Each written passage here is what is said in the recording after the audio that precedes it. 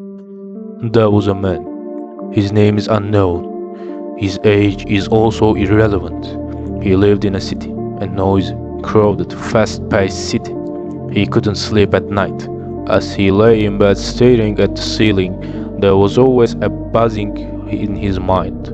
Not noise, more like those slowly crawling like caterpillars. At first, he dismissed them as a trivial. Those are meaningless things, they cross everyone's mind. But over time, he realized that those didn't fade away. They lingered, they grew.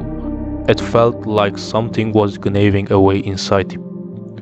One day, on a quiet morning, he looked out the window while riding the bus. Everyone was rushing somewhere. He was too.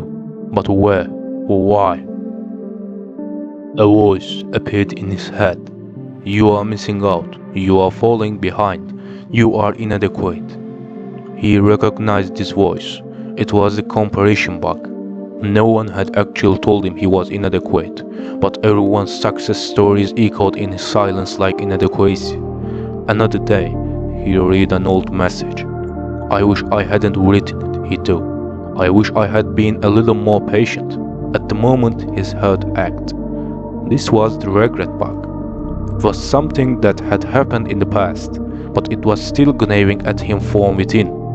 Meaninglessness, doubt, procrastination. He had also begun to hear their voices.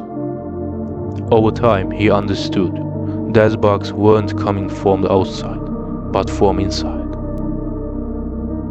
He carried within him a mind that could consume itself even he did nothing. The outside world was sometimes just a trigger. One day he stopped. He got up, opened the window, and took a deep breath. He said to himself, those may live with me, but I am not their voice. I am only the listener.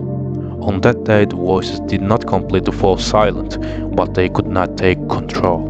He no longer denied the existence of the insects, but he did not feed them either. Instead of focusing on them, he chose to do something real. He read a book, he talked to a friend, he went for a walk. His mind was not silent, no. But instead of fighting it, he learned to make room for it. And perhaps most importantly, he stopped being an enemy on his mind.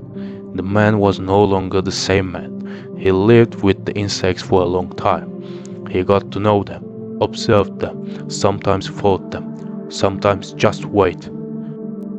And one morning, while drinking his tea in the familiar silence, he noticed something has changed.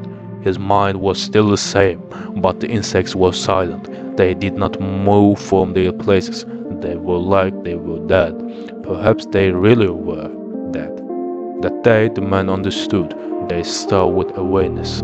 They die with acceptance. And when they die, they do not leave behind horrific corpses, only silence and a little lightless.